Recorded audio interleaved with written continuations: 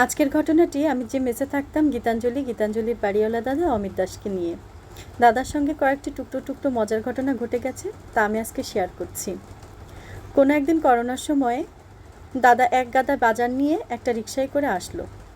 বাড়ির সামনে নামার সঙ্গে সঙ্গে রিকশাওয়ালা দাদাকে বলছে, এই যে এত বড় একটা বাড়ি করে রেখে দিছে, এই যে গেটের কি অবস্থা, এত বড় বাড়ি করে একটা গেট, সুন্দর একটা গেট বানাতে পারি নাই, কি একটা গেট দিয়ে দিয়েছে।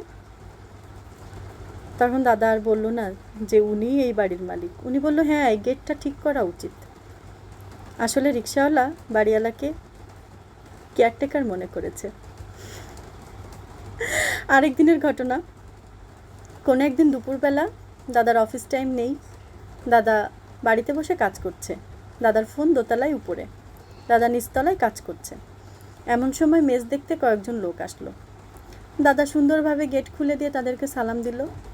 তারা সালামের উত্তর দেয়নি, কারণ তারাও দাদাকে কেয়ারটেকার মনে করেছে। তারা বলছে, বাড়ির মালিককে ডাকো, আমরা মেস দেখতে এসছি। তো দাদা বলল যে চলেন, আমি মেস দেখাচ্ছি। এবার মেস দেখার এক পর্যায়ে যখন মেস পছন্দ হয়ে গেল, তখন তারা বুঝতে পারলো যে আসলে উনিই বাড়িওয়ালা। তখন তাড়াতাড়ি তারা বলছে, ওয়ালাইকুম আসসালাম, ওয়ালাইকুম আসসালাম, আসলে দাদা আমাদের ভুল হয়েছে, আমরা বুঝতে পারিনি, আমরা ভাবছি আপনি বাড়ির কেয়ারটেকার। তো দাদা একদিন আফসোস করে আমাদের বলছিল, দেখ, এত বড় বাড়ি করে আমি বাড়ির মালিক হতে পারলাম না, কেয়ারটেকার থেকে গেলাম। তো আমি ম্যাথ ছেড়েছি অনেক দিন, আমার পড়াশোনা হয়ে গেছে, ম্যাথ ছেড়ে দিয়েছি। গ্রাজুয়েশনের পরে ম্যাথটা ছেড়ে দিয়েছিলাম। তো আমার এখন জানতে ইচ্ছা করে যে আমাদের দাদা কি এখন বাড়ির মালিক হতে পারলো, নাকি সারা জীবন কেয়ারটেকারই থেকে গেল।